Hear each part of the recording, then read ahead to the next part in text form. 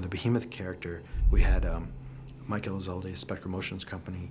They sculpted a maquette, and a maquette is like usually a 12-inch sized sculpture or model of what a character is going to be. They sculpted a maquette of the Behemoth, gave it the paint job that was based on Guillermo's designs and requests, and Wayne Barlow's designs as well, colors.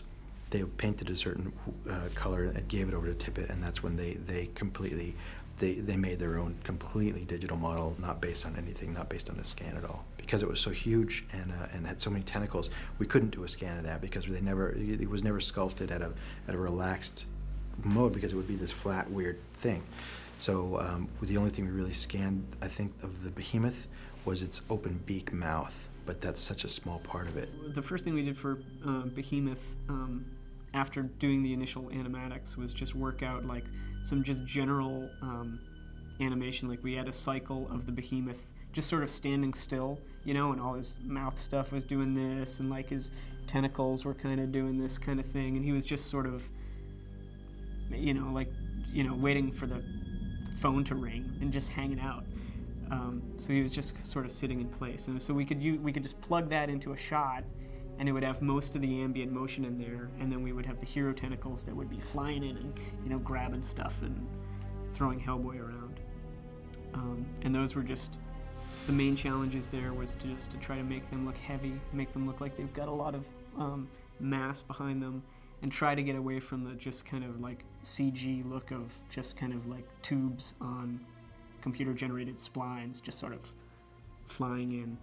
So we were just working on the tentacle action gear and trying to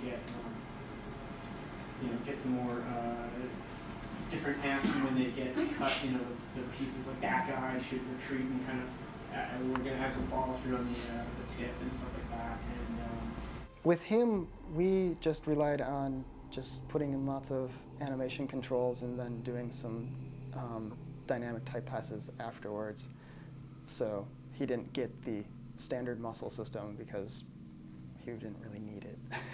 Behemoth was just like, squid stuff and tentacly action. It's hard, some of the stuff, it was hard to get reference. Like Behemoth was hard to get a reference for because he has to do kind of real anthropomorphic actions. Like he's got his tentacle, he's got Hellboy in the tentacle, and he's flipping him up and grabbing him, and you don't really have any reference of octopi doing that kind of action. So it's pretty much just up to the animator to try to act it out with his human arm and figure it out. One of the bigger challenges than the Behemoth itself was to duplicate the actual set that they shot the plates in.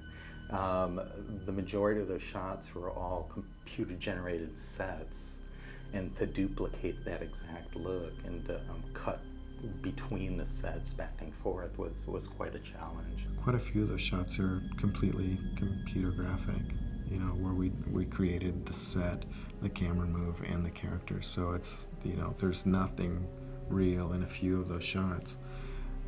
So it was very important to, get the camera working, get that approved by Guillermo, and then treat that as like a plate, a photographic plate, and then start roughing in the animation of the characters.